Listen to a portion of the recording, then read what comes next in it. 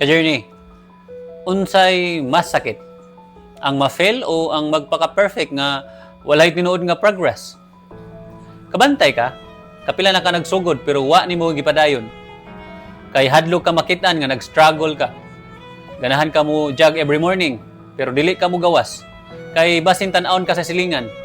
Ganahan ka mo diet pero pirmi ka matempt kay kinahanglan pa daw nimo last cheat meal. Ganahan ka mo change sa imong lifestyle pero sige kag next week. O nang wala gyud kay resulta kay sige kag hulat sa perfect day.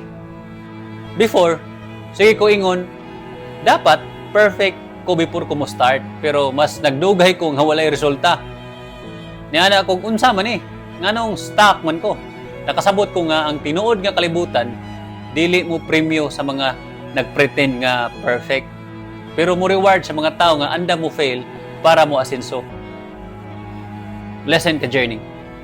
Mistakes build you. Faking perfection breaks you.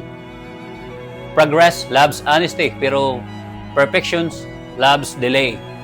Mas maayo pa ma-fail ka ron kaysa magpabilin perfect kuno pero wala ika panghambog puhon. Okay ra masayop pero ayaw pod balik-balik ka kay dili na achievement. Ka journey. Buhatan ni karon.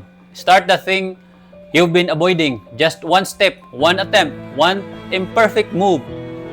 Comment, I choose progress para ma-anchor nimo imong new identity. Push, push, push yourself. Kay kung dili ka mo push sa imong kaugalingon, kinsa man di ay. Sa journey, ayaw kalimot. Pasalamat ta sa Ginoo. Kay sa Philippians chapter 4 verse 13, I can do all things through Christ who gives me strength. Merry Christmas o kita-kits mga ka-journey!